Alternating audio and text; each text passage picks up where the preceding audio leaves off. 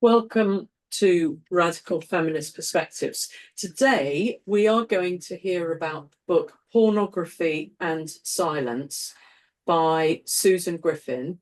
And we're hearing it discussed by Aurora, Linnea and Susan Hawthorne. So thank you very much, you two, and over to you. Wonderful. Good morning, everyone. So my name is Aurora. And this morning, Susan Hawthorne and I are going to be talking about one of my absolute favorite books, Pornography and Silence, Culture's Revenge Against Nature by Susan Griffin. Before we delve into the work itself, I'll just start with a brief introduction to its author.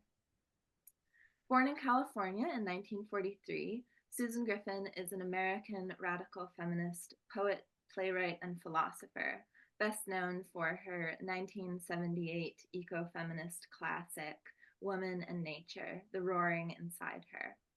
She's the author of many books of poetry and theory, with a consistent focus on male violence, from rape to war, the mythologies of man-made culture, the connections that exist between so-called private atrocities and public ones, ecology, and the sanctity of material existence. Griffin's 1992 book, A Chorus of Stones, The Private Life of War, was a finalist for the Pulitzer Prize, and since that sort of breakthrough success, her work has become less and less overtly radical feminist, but she's a singularly beautiful writer and insightful even when dealing with more general, mainstream, progressive-friendly subject matter. I consider Susan Griffin and this book, Pornography and Silence in particular, to be among my principal influences as a writer and a feminist thinker. It would be hard to overstate the importance of this book in my life, the revelation that it was to me. So I was in my mid-20s and really attached to this idea of myself as a poet, but I knew that as a radical feminist, it was increasingly clear that I was fated for pariahdom within this arts scene that I had inhabited up to that point. I also found the scene itself increasingly insufferable, but I was a poet and an artist, and to try to tame my writing into conformity with the more standard prose of activist political discourse felt like dying. I read Susan Griffin's Pornography and Silence and Andrea Dworkin's Intercourse, and I thought, okay, I can make this work. There's still room for poetry. Pornography and Silence has also been potent rations for me in its attention to man-made culture's rejection of the sensual, material, blood and guts body, something I'd been preoccupied with even before feminism took over my life, and which I've devoted myself to studying ever since. I'm so excited to have this chance today to share the book with those who may not have encountered it yet, and I can't really recommend it enough. Now I'll turn over to Susan Hawthorne, who will talk about her impressions of the book and about the first chapter. I'm speaking to you today from Giru country in far north Queensland, where I live and work, and I acknowledge the Indigenous owners of the land. I also acknowledge the many women throughout history who have fought for women's freedom and the freedom of lesbians, often at the cost of their lives. I first read Pornography and Silence at the beginning of 1982. It's a long time ago and the world has changed, and yet remained very much the same. The change is that pornography is now far more available and is being read and especially watched by far more people. By this, I really mean men and boys, but some women. The sameness is that pornography remains more or less the same. The only important thing I need to say is that it's called Sacred Images. She begins by noting further that it's incompatible with nature and nature. Some context here. Susan Griffin's two previous books were Rape, The Power of Consciousness in 1979 and Woman and Nature, The Roaring Inside Her in 1978. So metaphors about nature are at the top of her mind. Both of these books would have fed into her thinking about pornography. Woman and Nature is an extremely powerful book in which she mixes prose poetry with theoretical prose. It's one of my favourite books of that period, alongside Mary Daly's Gynecology. Susan Griffin is well versed in literature and art, and she uses many examples from these fields. Among examples at the beginning of the book are Kate Chopin's novel The Awakening in 1899 was published, and the work of expressionist artist Franz Marc, who died during the First World War in 1916. She also writes about the work of the Marquis de Sade. Rereading about the horrors of this man's mind, that is, de Sade, made me shudder. Griffin compares him to the two authors of The Witch Burner's Guide, Malleus Maleficarum, by Heinrich Kramer and Jacob Sprenger, published in 1487. The pornographic mind is nothing new. On page 18, Griffin writes, "The witch burners believed themselves to be the victims of the women they accused. This bears a remarkable similarity to the trans ideologues of the present day. Patriarchy is exceedingly boring and repetitive in its strategies, but sadly all too successful." Other attacks that bear a resemblance to today include, in a book called The Lustful Turk, a male character is angry because she rejects men. This then becomes a justification to punish her by raping her. Men use this justification for raping lesbians. The theme is the separation of nature from culture and the depiction of a body without spirit. In relation to this, she mentions the pornographic doll.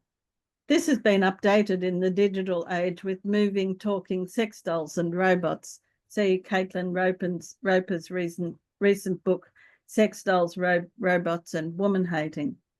Of the dolls available in the late 1970s, men are reported to have said, "It's almost like the real thing."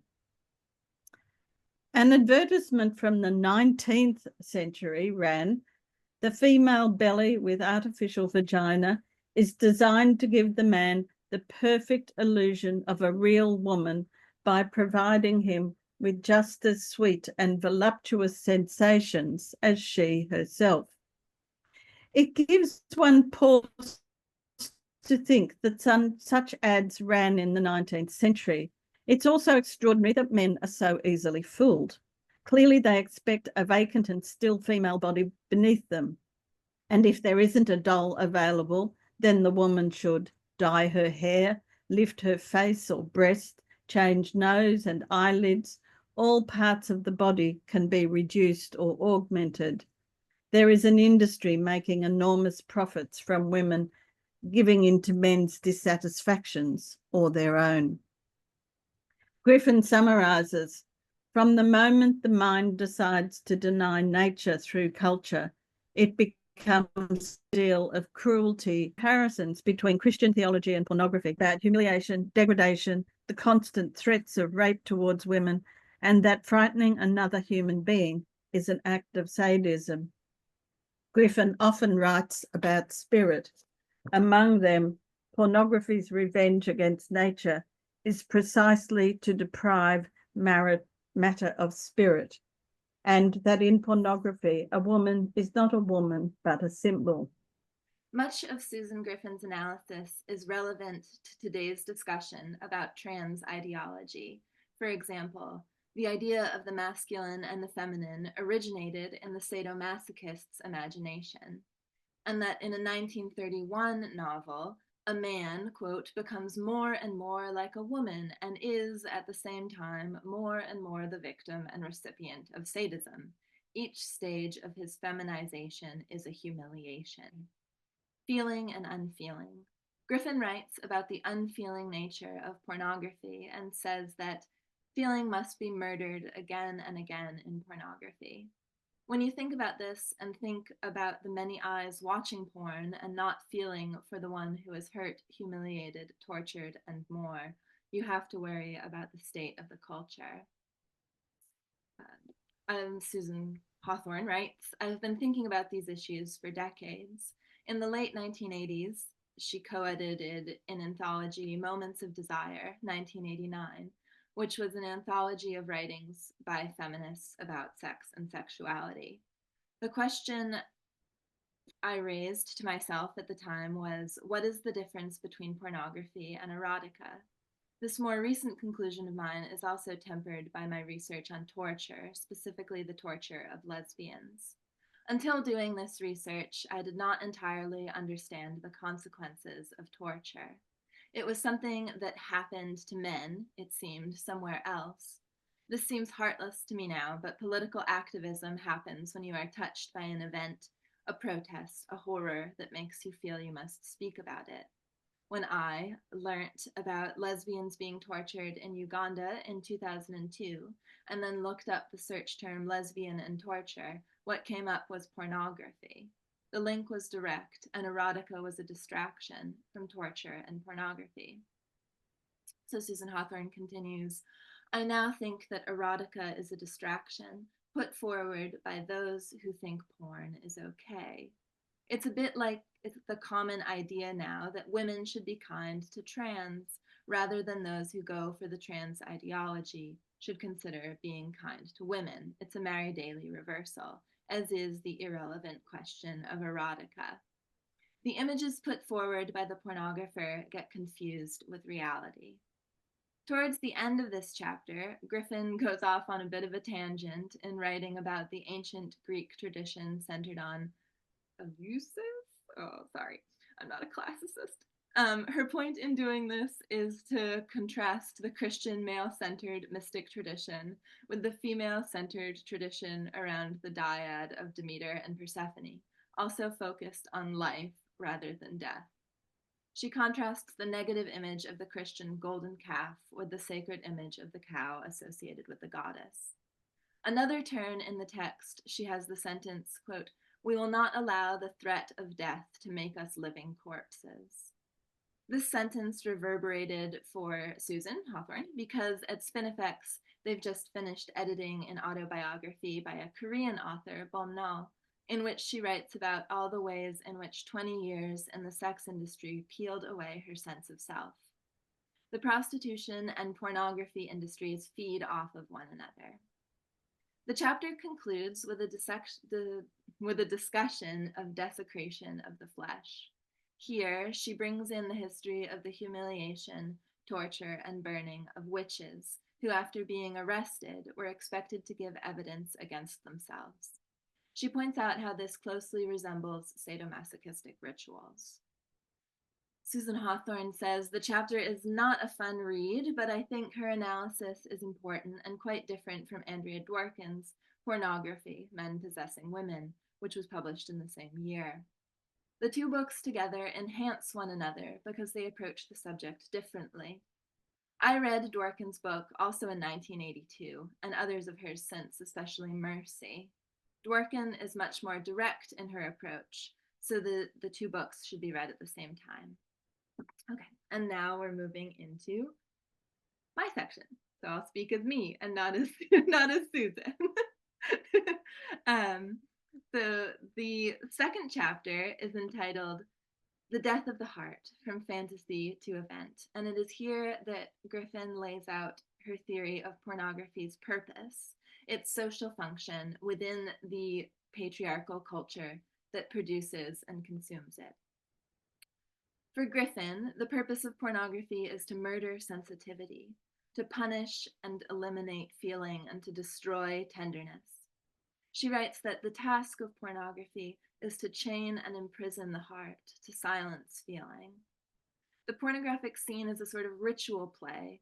The figures within it, man and woman, violator and victim, actually symbols in patriarchy's larger drama of dualistic fracture and denial. And so, Griffin explains, all death in pornography is really only the death of the heart.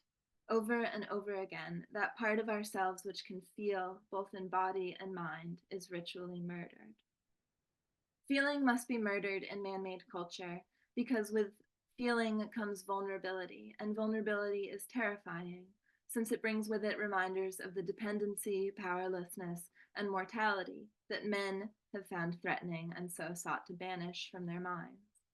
Vulnerability is anathema to the masculine self-concept, based as it is on perpetual hardness, the exertion of power by force, on control, armoring, and unlimited autonomy.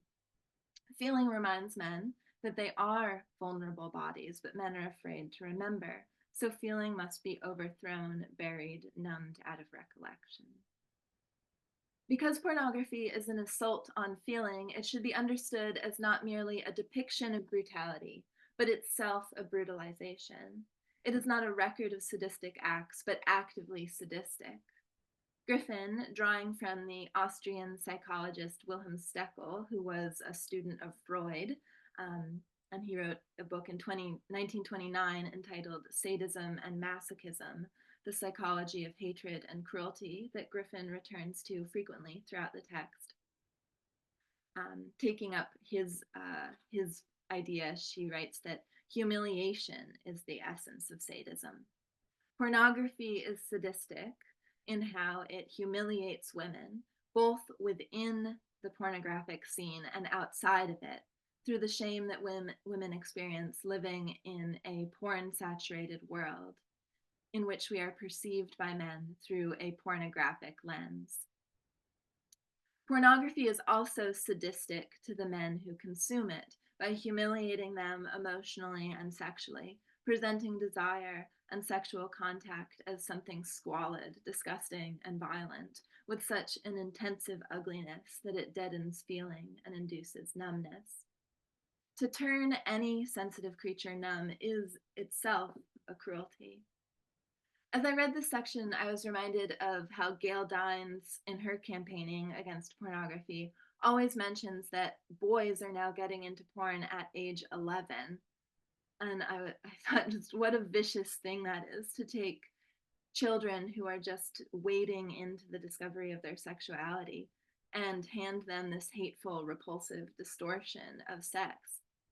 My primary concern is always going to be about the harms of pornography and porn-educated men for women and girls, but it nonetheless strikes me as tragic the way that pornography hijacks the sexual development of boys so that they learn and therefore experience sex as ugly and mean. I was also reminded of how pornography has changed since the time when Pornography and Silence was written.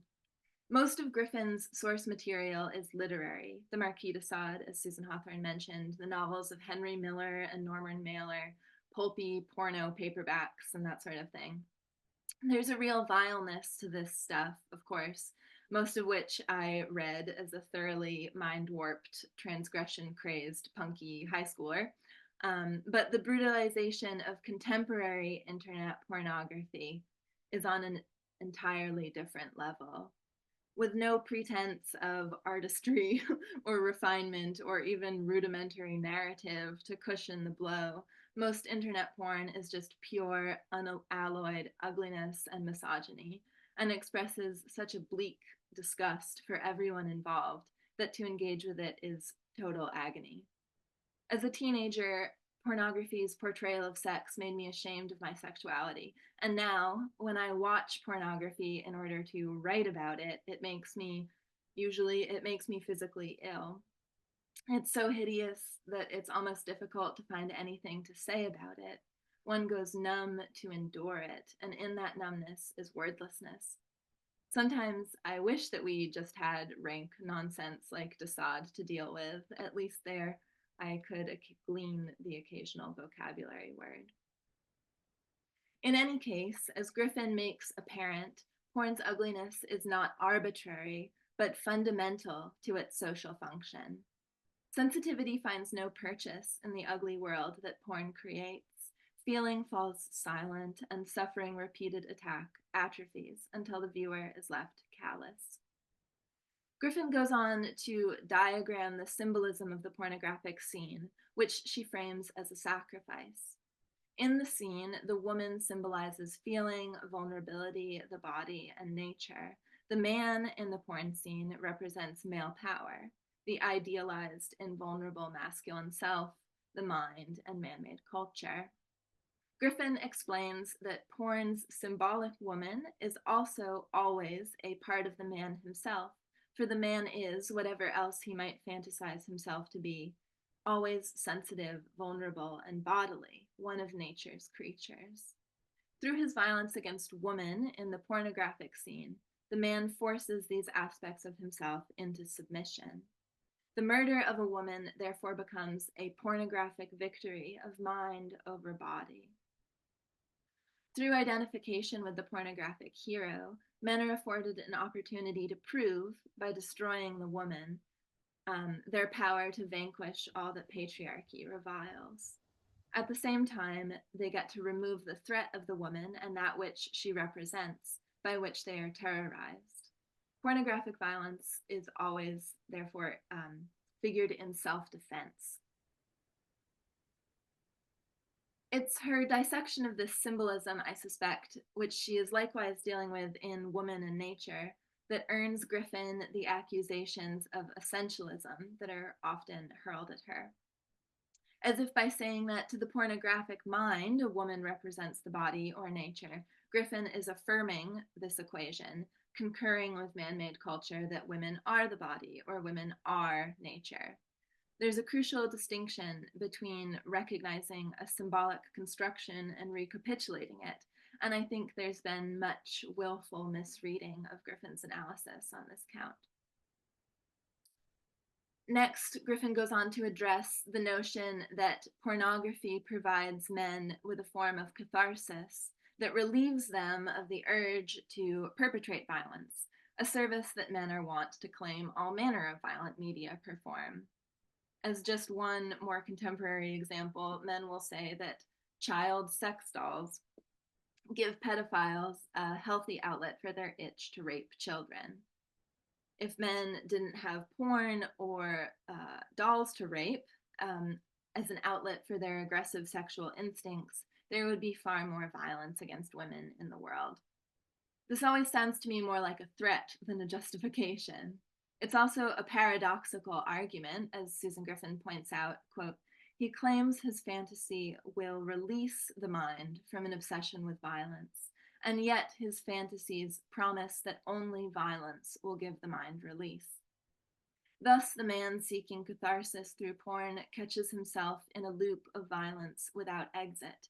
If violence is both sickness and cure, the man is always immersed in it. It is the constant of his existence. In this bizarre theory of psychosexual homeopathy, Griffin detects the pornography enthusiast's secret worship of the image of himself as violent. He wants to believe he is a brute by nature, because in his scheme, brutality stands at the opposite pole from vulnerability. Hence the fixation in porn and man-made culture, broadly speaking, on man's nature as violent, brutal, and aggressive, a conceit which denies vulnerability at the same time as it validates the necessity of patriarchal cultural rule, without which men would just, roam about, tearing everything from limb to limb. The truth, of course, is that it is in fact the culture that men have created, according to the creed of which they are recreating themselves, that makes men indeed the most dangerous animals on earth. In any case, the catharsis theory doesn't play well with reality, because tying the male sexual response to violent imagery eroticizes violence, and so directs men's sexuality towards violent acts. Pornography cannot make us want violence less, as the argument goes, but becomes the medium through which a violent image is converted into a violent act. Griffin writes, quote, if sexuality has about it an intrinsic violence in the intensity with which it overwhelms us, we learn through pornographic images to deal with this feeling of violence by enacting violence. Our inward violence is now contained by an image which directs it towards a woman's body.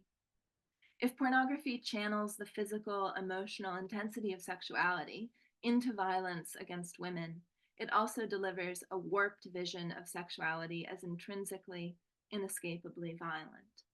Men, and young boys especially, believe that porn's image of sex, which is a ritual and a form of propaganda, realistically depicts sex as it is, and so sex in the real world, practiced by men who have internalized porn's vision, becomes more and more violently pornographic.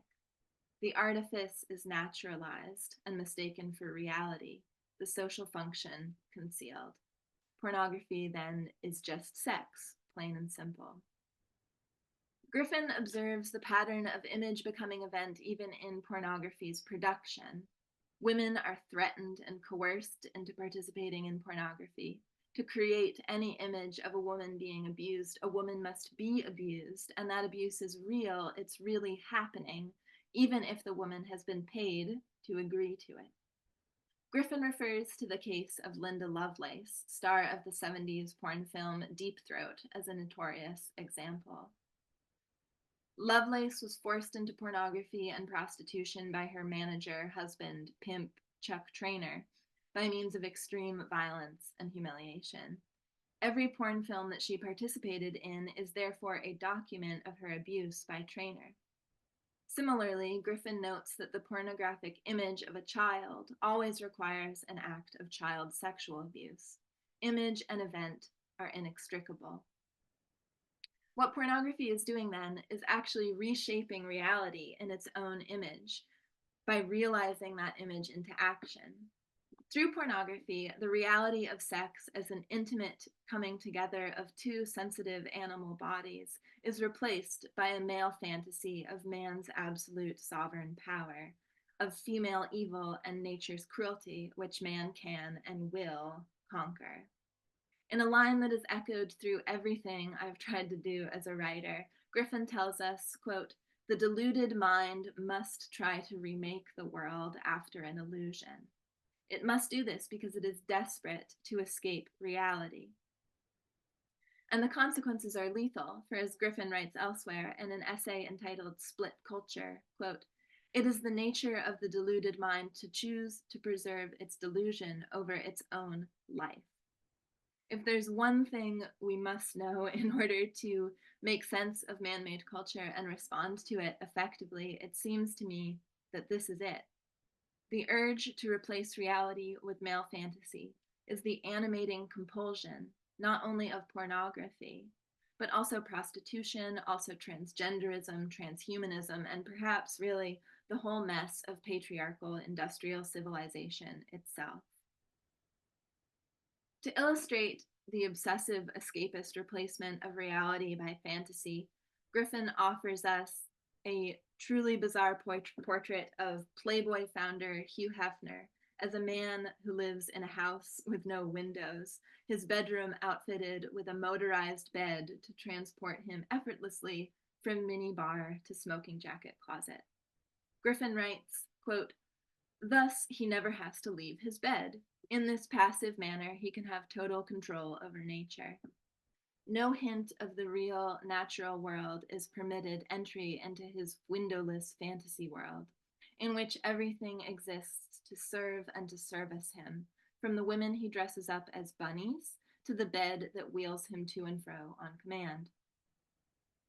I've read Pornography and Silence many times now, and I can never get over this truly demented image of Hugh Hefner rolling around his room on a motorized bed. It's so pathetic, this concept of power and control that men have committed themselves to pursuing. But of course, living in a delusion, however hermetically sealed, is a dicey proposition, particularly if you believe that your life depends on that delusion. Griffin explains, quote, "In his pornographic fantasy, the man has placed himself above nature. He has placed himself above nature as culture. In his mind, he imagines that he is culture, for in his mind, he has replaced his actual material self with a cultural image of himself that denies that materiality. Now, if the reality of his delusion is destroyed, he imagines he himself will be destroyed." That's the situation that man finds himself in. But he cannot escape the reality of himself as a sensitive, vulnerable, material body, no matter how steadfastly he denies it. He cannot stop himself from feeling, and every memory of the body's reality gnaws away at the fantasy he cannot live without. We cannot escape nature in ourselves, Griffin writes, we feel. So the man returns to his pornography compulsively in a growing desperation to believe its lies.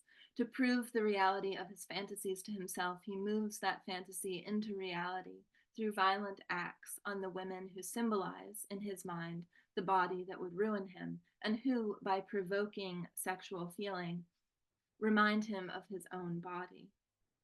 As Griffin concludes, quote, "Here pornography stands trembling before nature, afraid of the power and knowledge of the body, pornography which in its fear of being ravaged has ravaged, which has attempted to reduce living beings to things, which has and must inevitably seek our death. Far from vitiating violence, culture writes a script for death and produces and directs countless acts of violence. Far from freeing the spirit from the idea of limitation, pornography slowly imprisons us in an illusion which replaces reality and leaves us devastated and despairing." The last sections of the chapter go quite heavily into Freudian psychoanalysis with a reworking of the Oedipal complex and object relations developmental psychology, all of which, frankly, I kind of can't stand. If it must be done, Griffin does it eloquently, but I don't believe that Freud deserves much more of our time or energy at this point, so I'm going to skip those sections now. There is something towards the very end of the chapter that I would like to pluck out, though, and it is relevant to an understanding of femininity and masochism. On the subject of female masochism, Griffin writes, quote, "Just as culture teaches its sons to take revenge against nature in the body of a woman, so does culture give this same lesson to a woman, only it is her own body she must hate and fear." Then, a few pages later, Griffin describes a transvestite who would dress up in his wife's underwear and beat himself while his wife was out. This feminizing and flagellation was the only way that the man could experience sexual pleasure. So it's only through playing at being the woman who represents the feeling body in the porn scene that man can access pleasure in his own body. But the role of this woman in porn is that of the humiliated, abused victim, so the man beats himself or else seeks out a beating to elicit the feeling he simultaneously longs for and loathes. This strikes me as the porn-sick, sadomasochistic dynamic of transgenderist fetishism in a nutshell, and it is the product of a cruelly divided selfhood, a mortified sexuality, and a deadened heart. So chapter 3 is entitled The Sacrificial Lamb, and here Griffin considers the connections between pornography and racism, which she describes as mass delusions. Both provide belief systems for maintaining a faith in one male-identified group's defeat of nature. When these belief systems gain traction and come to be widely shared, they gain the credibility of truth, since everyone can confirm for everyone else that their assumptions are correct. Griffin writes that the pornographic mind and the racist mind are really identical, both in the symbolic content and in the psychological purposes of the delusionary systems they express. And because pornography and racism are products of identical minds, or minds with the same ambition, or indeed one and the same mind, the pornographic image of woman and the racist image of the inferior race resemble one another and are burdened with the same meanings. Onto both the woman and the inferior race, the body as nature's emblem is projected, so that they are understood to be subhuman enemies of the master class. They are defined by qualities associated with the body and with nature: animality, earthiness, dirtiness, stupidity, insatiable appetite, sexuality, and, naturally, evil. By comparing himself to this low other he is mythologized into being, the racist or pornographically minded man gets to elevate himself to great heights as an icon of civilization's goodness. So that the comparison between self and other can be as stark as possible, and therefore maximally uplifting, the man intent on superiority strives for, quote, an ultimate and defining difference between himself and the other.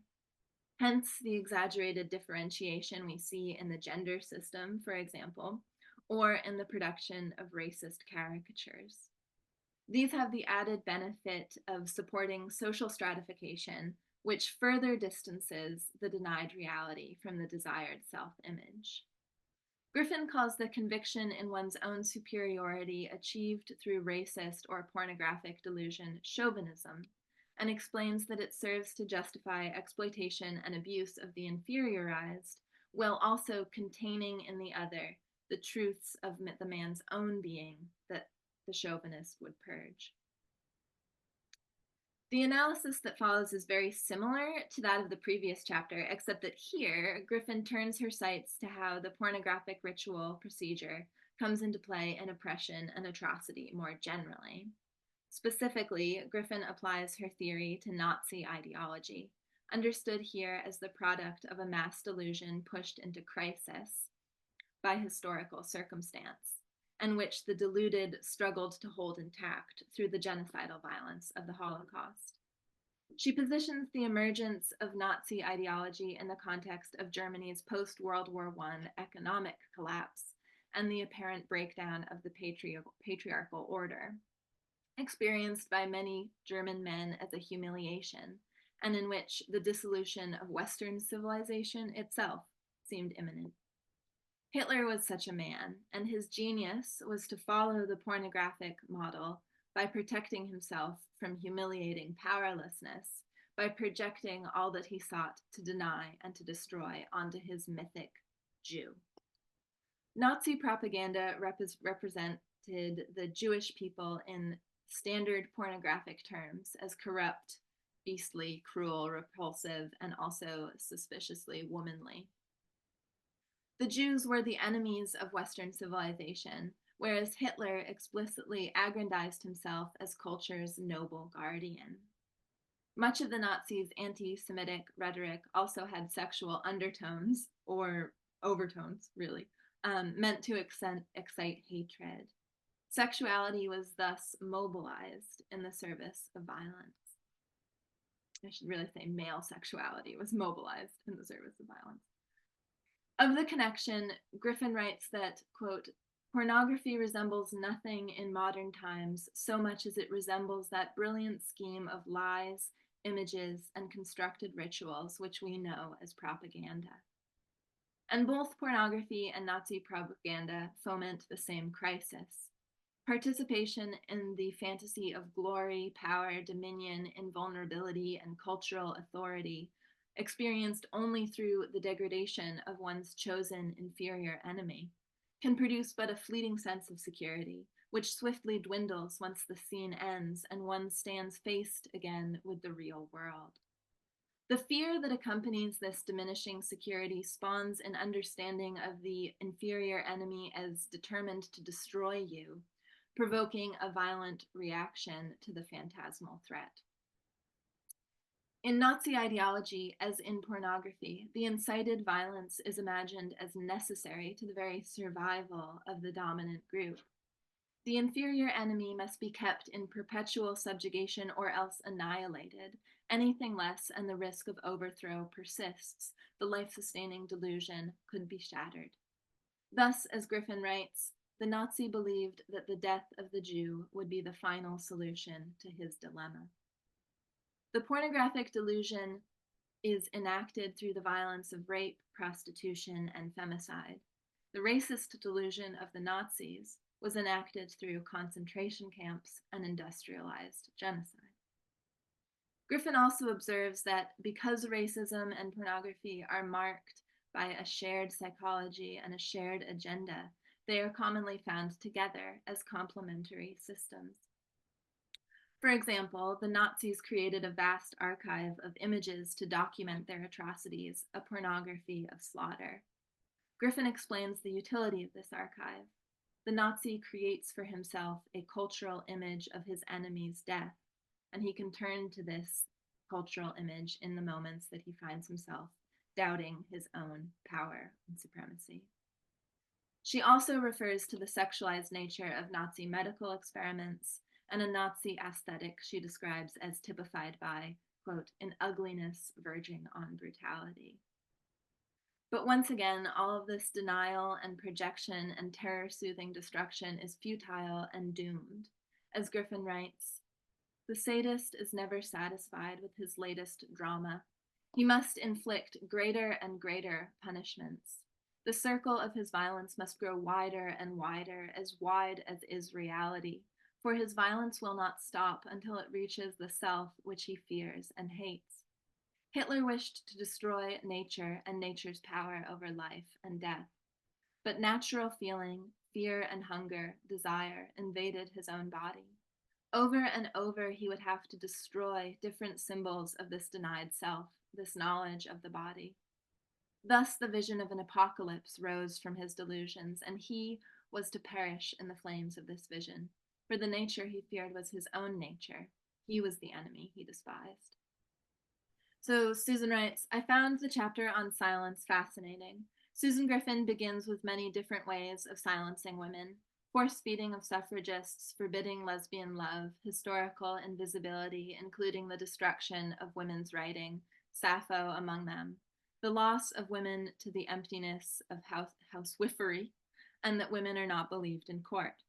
Then there are the ways in which pornography silences women, and how it does violence to women's souls through the creation of a false self.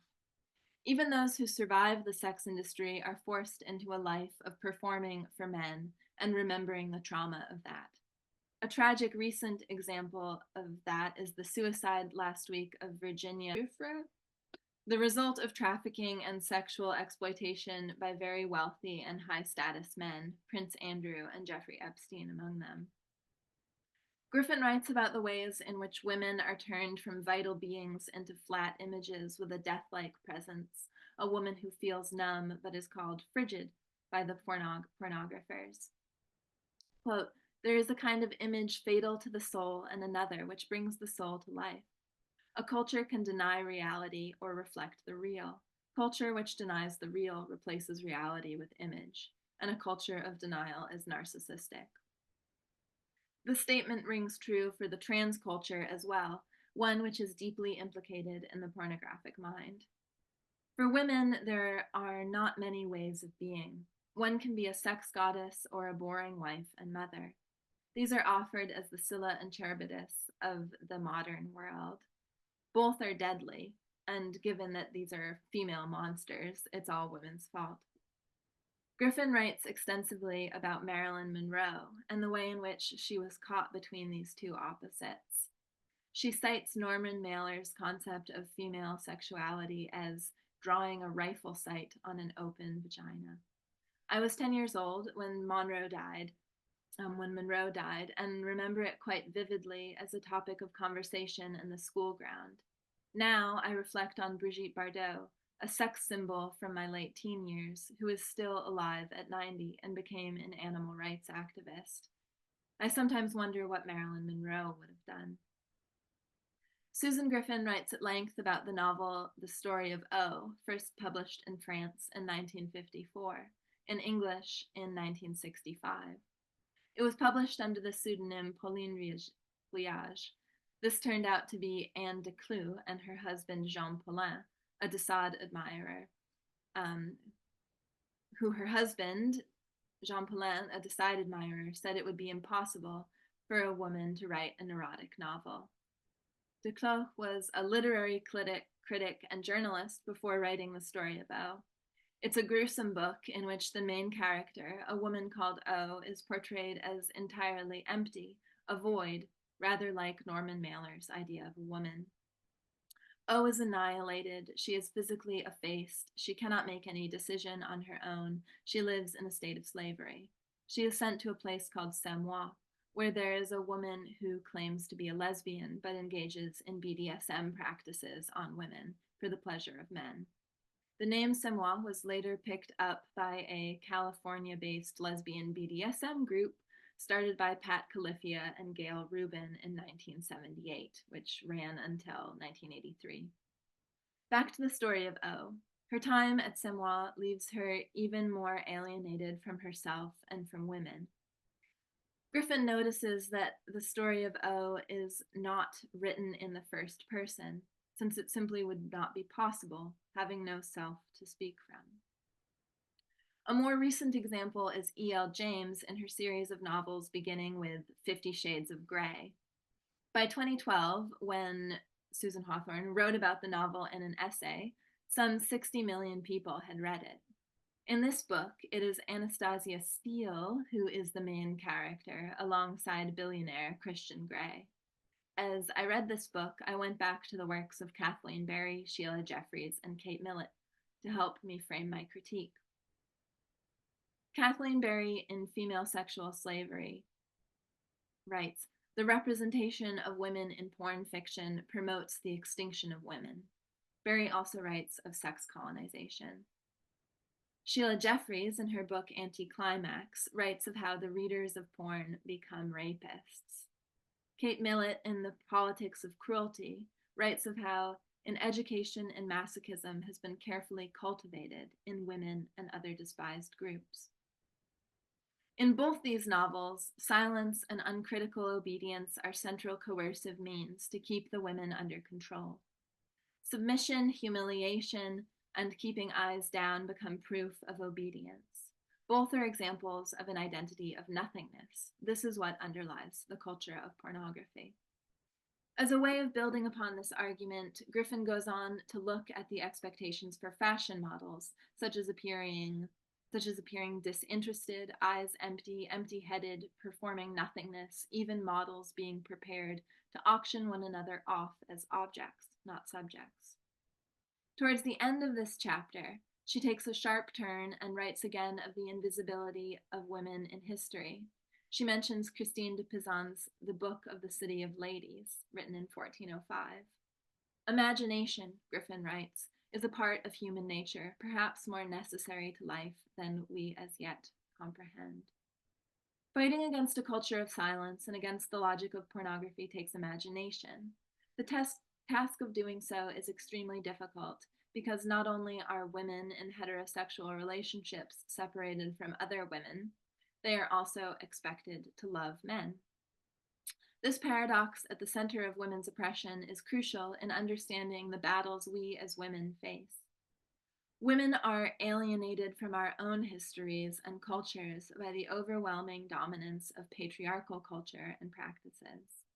We need the imagination of radical feminists who, for decades, have thought about the world differently, sometimes creating our very own cities of women, cities in which the pornographic mind is not welcome.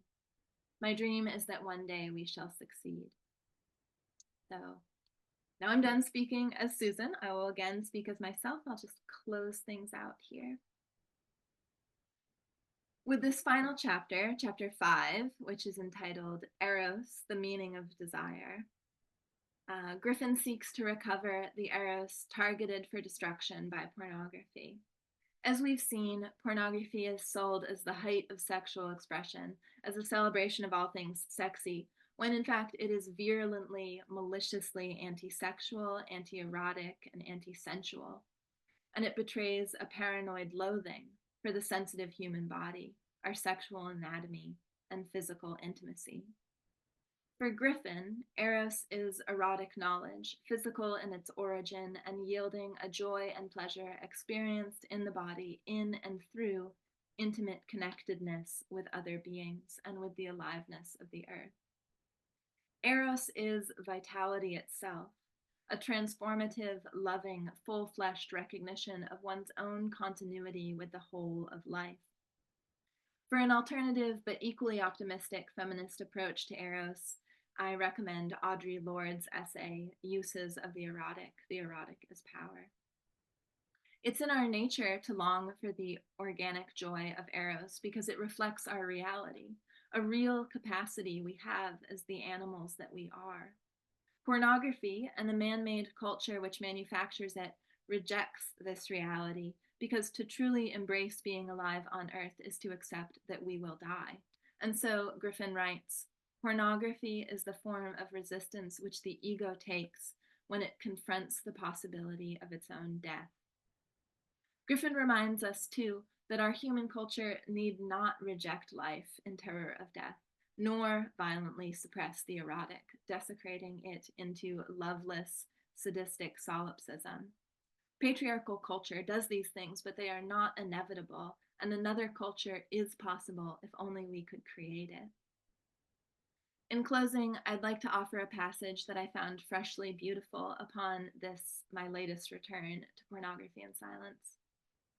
Griffin writes, her love, touch never divided from meaning, her trust, the knowledge she has of her own body, that she eats when she is hungry, sleeps when she is tired, believes what she sees, that no part of her body has been forbidden to her. No part of this body is shamed, numbed, or denied.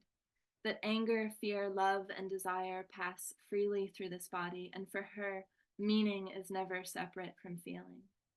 But all this is erotic, and erotic feeling brings one back to this state of innocence before culture teaches us to forget the knowledge of the body. In this world, to touch another is to express love. There is no idea apart from feeling, and no feeling which does not ring through our bodies and souls at once. This is Eros, our own wholeness, not the sensation of pleasure alone, nor the idea of love alone, but the whole experience of human love. The whole range of human capacity exists in this love. End quote. I read this, and immediately another treasured text came to mind, The Tragic Menagerie, a woefully underknown 19th century novel by Lydia Zinoveva Annabal, in which a young girl, on the edge of womanhood but still wild, tells us, I kiss the stones and lick them with my tongue again. They're salty. Is it my tears or the seawater? It's salty too. Is the sea crying too? Or is the sea all tears, the tears of the rocks and the spiders and of crabs, and mine, the tears of the earth? I feel good, of course, and something has yielded, something that had become unbearable. I want to thank Susan Hawthorne and also WDI and everyone here for their time this morning. I apologize that we had such technical troubles. The wind is blowing on Susan, and so that's nature. Yeah. Thank you to you, Aurora, for hard work reading lots. So thank you. Brilliant. Thank you so much to Aurora and Susan and everyone who's here.